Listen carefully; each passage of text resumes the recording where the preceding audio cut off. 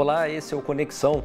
Os desafios da carreira acadêmica não se limitam só à escassez de recursos e às fronteiras do conhecimento.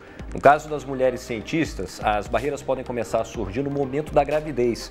O Conexão fala agora das dificuldades que as cientistas grávidas ou que já têm filhos enfrentam para conseguir se manter nas pesquisas.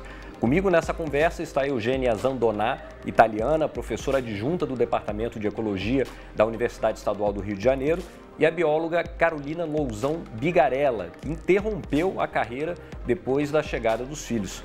Bom, agradeço já a participação das duas aqui no programa e começo perguntando para a Carolina. Carolina, você foi estudar fora e lá nos Estados Unidos a coisa é bem complicada também, né? Para você manter, conciliar as duas vidas, né? Sim, então eu tive essa oportunidade de um pós-doutorado nos Estados Unidos, que é o rumo que a carreira acadêmica toma, né? Antes de você conseguir uma posição permanente, geralmente, principalmente aqui no Brasil. E após 4 anos e meio, a idade vinha chegando, resolvemos que era hora de ter um filho. E então aí começaram as primeiras dificuldades, né? Você lá estava com bolsa? Lá, eu tinha um salário vindo de lá mesmo, não foi uma bolsa do Brasil.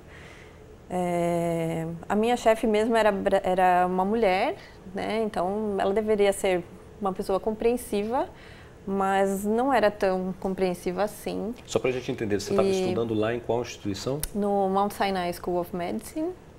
E eu trabalhava com células tronco hematopoéticas. Eu já estava num período quase de término do meu pós-doutorado, né, quando eu tive a minha filha. E lá, licença maternidade não existe. Então, os dias que eu pude tirar após o nascimento dela foram devido a esses 4 anos e meio eu ter o que eles chamam de dias-doença, que você tem direito a tirar por ano, que eu nunca tinha tirado, porque... Fica mais esquisito ainda, né? Você Sim. pensar que você se afastou da pesquisa por dias de doença, quando na verdade era uma questão de licença maternidade. Né? Exato, mas é o meio que você tem de ter um tempo para dedicar ao bebê mesmo. Naquela instituição foi a forma que eu tive. E você ficou afastada quantos dias? Por dias doença? Então assim? isso me deu quase 3 meses, 2 meses e meio. 2 meses sim. O que é muito pouco, né? O que eu acho que 3 meses seria o mínimo, né? Nem isso eu tive. E sua chefe disse o quê quando você voltou? Você chegou a pedir mais tempo? Não tinha meios de pedir, porque eu poderia pedir, mas aí não seria remunerado, então complicava para tocar a vida lá mesmo. Ela chegou a sugerir que você se afastasse de vez da pesquisa? Não. Na verdade, ela, inclusive, mesmo eu de licença, ela requeria que eu fizesse trabalhos em casa, né? O que eu fui fazendo conforme... Na medida do possível. Na medida do possível, porque nós também, cientistas, temos aquele apego. Você não quer também abandonar totalmente... Mas você conseguiu concluir? Concluí, eu acho que não da forma que eu sempre imaginei, claro, mas tive bons resultados, consegui publicar parte do meu trabalho, parte ainda está em andamento, na verdade. Mas na questão do cuidado com minha filha, por exemplo, então eu pude voltar após esse curto período de licença, porque eu pude contar com a ajuda da minha família, né? Minha mãe foi para lá um tempinho, depois a minha sogra. Quer dizer, foi na base do jeitinho ali, né? Tentando contornar a situação. Né? Porque... Agora, Eugênia, deixa eu te perguntar uma coisa. Aqui no Brasil também a coisa não é muito diferente, né? Você coordenou um trabalho, um estudo aqui na Universidade Estadual do Rio de Janeiro, no seu departamento de Ecologia. E o que você constatou nesse estudo? Sim, eu comecei a coletar uns dados sobre, na realidade, a presença de mulheres ao longo da carreira acadêmica nos programas de pós-graduação de ecologia aqui do Brasil. E o que eu vi é que o número de estudantes, mulheres, eram geralmente a maioria, mas subindo no nível acadêmico, então o nível de professores e também olhando depois os pesquisadores do CNPq, a quantidade de mulheres diminuía. Então, a porcentagem de mulheres que chegavam ao topo diminuía muito. E consegui também coletar outros dados sobre a quantidade de mulheres que pediam bolsas de produtividade do CNPq, que é uma bolsa muito concorrida, porque é baseada na produtividade dos cientistas. E eu vi que muita menos mulheres pediam essas bolsas comparada aos homens, e também a porcentagem de rejeição era maior entre as mulheres do que entre os homens. Então, não só eram menos mulheres que faziam esse pedido, mas também elas não conseguiam essas bolsas. Proporcionalmente, tinham mais dificuldades em ganhar essa bolsa.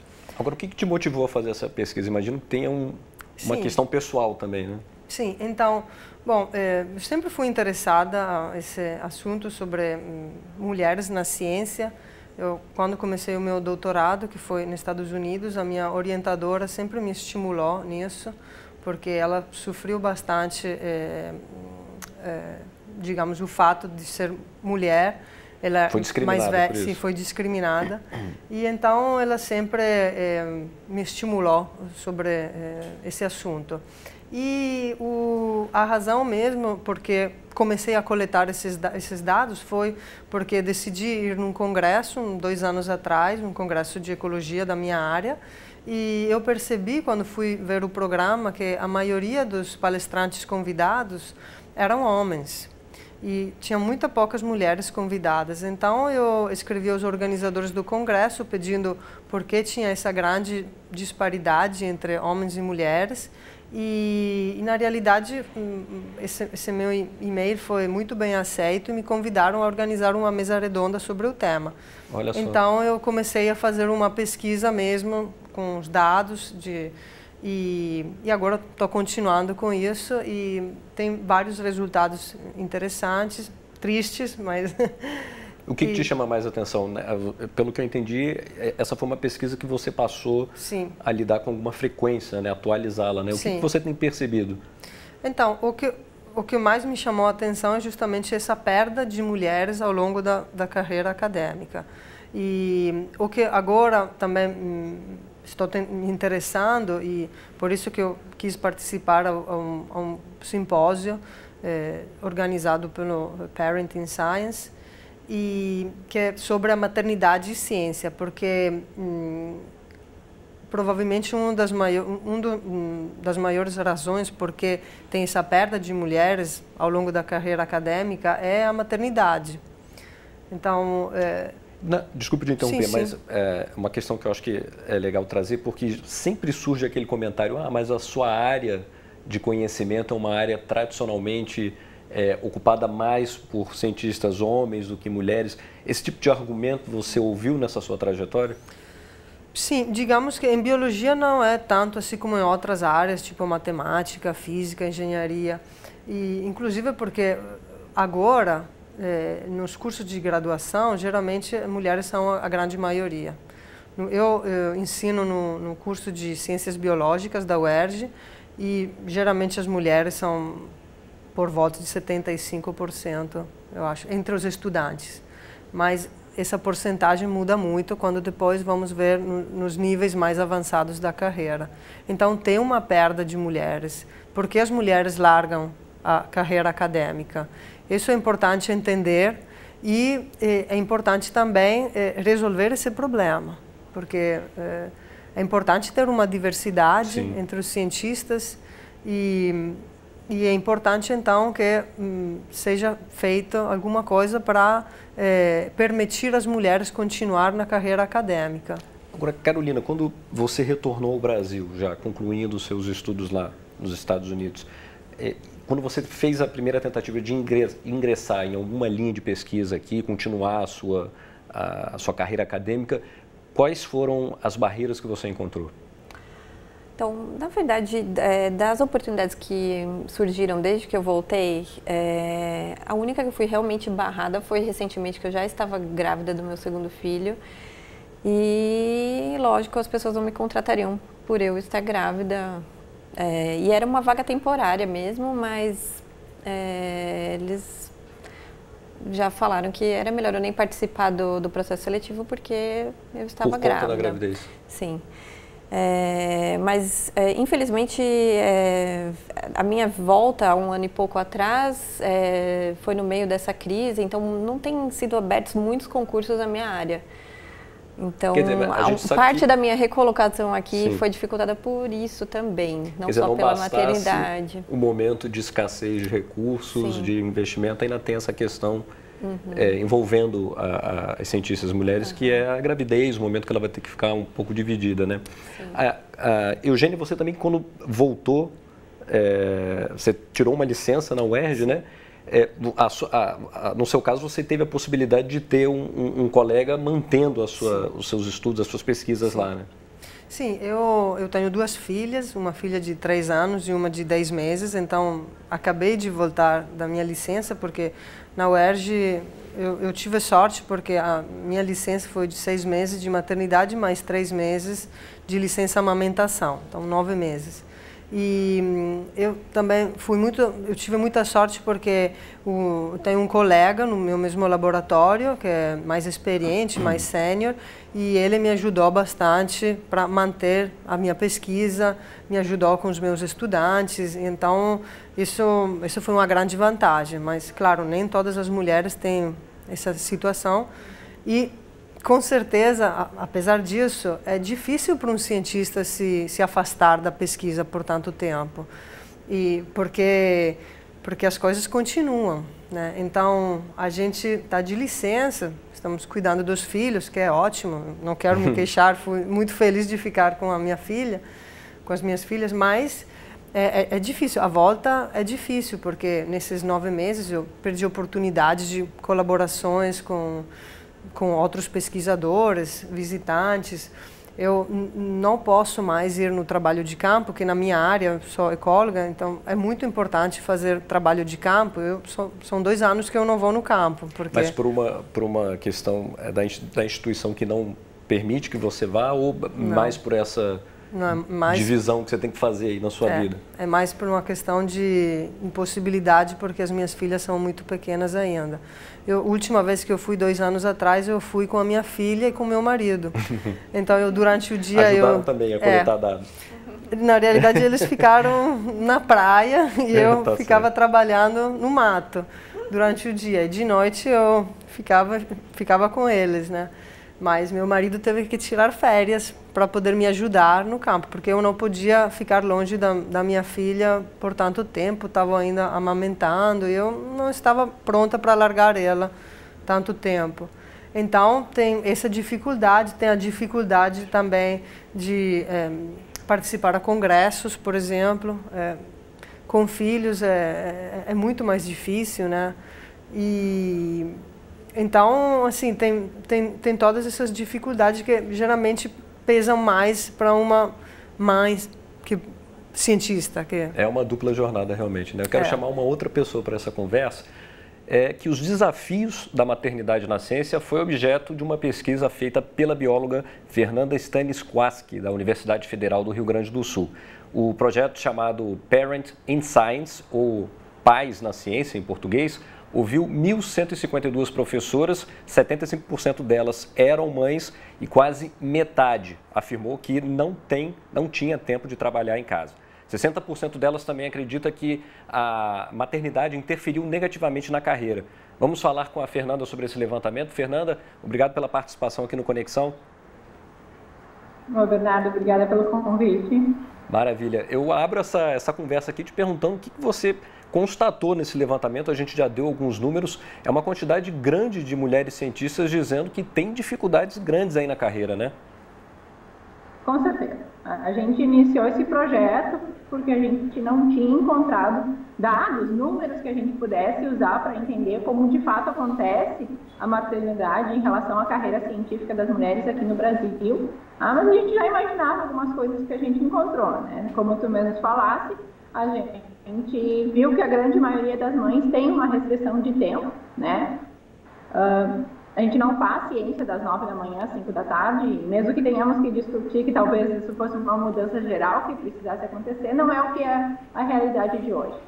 Então, essa restrição de tempo tem uma série de impactos, sim, bastante grandes na carreira da mulher e principalmente no retorno dela depois da licença.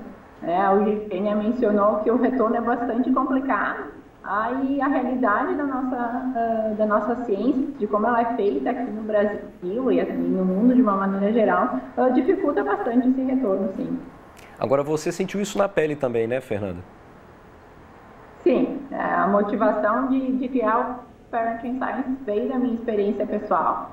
Eu sou mãe de 2 filhos, esperando o terceiro agora, e a gente, sim, eu senti, tanto na verdade eu quanto o meu marido, essa mudança muito radical, primeiro de prioridades, o que a gente estabeleceu como prioridades nesses primeiros anos de vida dos nossos filhos, e a gente resolveu pagar o preço por essa escolha. Mas aí a gente começou a questionar se realmente deveria se cobrar desse preço das cientistas, então foi com certeza a minha experiência pessoal que iniciou toda essa nossa jornada em tentar entender a maternidade dentro da carreira científica e principalmente tentar buscar soluções para essas dificuldades que a gente sabe que essas cientistas enfrentam. Fernanda, eu estou mostrando aqui o site do projeto, o Parent in Science, que em português significa pais na ciência ou pessoas com filhos dentro da ciência, né? Eu queria que você falasse um pouquinho desse projeto. Ele tem várias cientistas de diferentes instituições participando dele, levantando essa questão, dessa dificuldade que as mulheres enfrentam de manter a carreira acadêmica, né? Exatamente. A gente somos oficialmente um grupo de 7 pesquisadores, A gente tem 6 mulheres e 1 pesquisador homem que faz parte do Parenting Science, mas a gente obviamente agora cresceu bastante, temos uma série de colaborações, que a gente vem tentando fazer isso. Primeiro, levantar essa discussão, apesar da maternidade com certeza ser um ponto muito essencial. Tá certo. Na questão da mulher, na ciência, a gente precisa trazer essa discussão porque ela não existia. Então, a gente tem tentado levantar essa discussão e buscar números. A gente precisa entender exatamente o que acontece na carreira dessas cientistas para conseguir auxiliar. Então, o Parenting Science tem tratado disso agora, de tentar levantar essa discussão, trazer esse assunto, e a gente tem sido bem sucedido nisso. As portas estão se abrindo para discussões relevantes sobre esse assunto, e continuamos com os nossos questionários para expandir nossa pesquisa. Fernanda, eu quero aproveitar que você está à frente desse debate, dessa discussão. Eu queria te perguntar o seguinte: depois que as mulheres têm filho, por quanto tempo elas continuam enfrentando essa dificuldade de se manter produzindo ciência, produzindo conhecimento no país? Obviamente, o maior impacto que a gente tem na questão de produtividade, e aí a gente está falando basicamente de produção de artigos científicos, que é a principal medida que a gente tem ainda dentro do nosso meio. O principal impacto são os primeiros anos. Então, a gente viu que no ano seguinte ao nascimento do primeiro filho há uma queda muito grande na produção científica dessas cientistas, e isso perdura por 4 ou 5 anos. Então, um dos principais pontos que a gente precisa discutir é como encurtar esse tempo, como favorecer o retorno da produção dessa mãe, dessa cientista que se tornou mãe, para que os efeitos sejam menos drásticos, e não tão duradouros quanto o que a gente enfrenta hoje em dia. Agora, eu queria saber a sua opinião. O que você acha que como as instituições deveriam abordar essa questão? Permitindo que a mãe permaneça mais tempo em casa, trabalhando de casa, oferecendo espaços nas universidades ou nos centros de pesquisa? Como é que você acha que essa questão deveria ser enfrentada? Existem vários pontos que precisam ser discutidos. Primeiro, quando a gente está falando de agências de fomento, a gente precisa de dinheiro para fazer ciência. E outro das instituições onde a gente está inserido. A gente está falando de ciência, mas dentro do Brasil a ciência é desenvolvida basicamente dentro das universidades. Então a gente tem esses 2 pontos distintos. Em relação às instituições de ensino, sim, existe a necessidade de se conversar a respeito de uma flexibilização, talvez de horários, para que essas docentes essas pesquisadoras consigam retornar à carreira de uma maneira mais tranquila depois da licença maternidade. E em relação às agências de fomento, nosso principal ponto é que a maternidade tem que começar a ser reconhecida. Por exemplo, uma coisa que sempre nos questionam é qual é a nossa população, quantas cientistas são de fato mães. E a gente não tem essa informação porque nem a CAPES, nem o CNPq, no currículo Lattes ou na plataforma Sucupira, eles incluem a questão da maternidade. Então, o primeiro ponto é que isso seja reconhecido.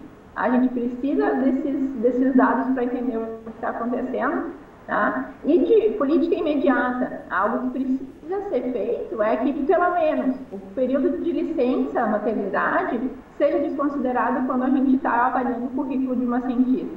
Aí é bem comum essas cientistas terem um buraco no seu currículo, né, em termos de produção, que é em decorrência da maternidade, tá? E isso, obviamente, tem um peso muito grande nas avaliações. Então, o mínimo, o de imediato que as agências de fomento poderiam fazer é reconhecer esse período, né? Entender que essa pausa na carreira teve uma motivação que é muito maior do que simplesmente a gente não estar fazendo ciência. Tem uma razão muito profunda da gente ter tido essa queda na produção. Fernanda, eu queria agradecer a sua participação, foram muito boas as suas informações aqui. Tendo qualquer novidade nesse assunto que nos interessa, claro, por favor, nos mantenha informado, viu?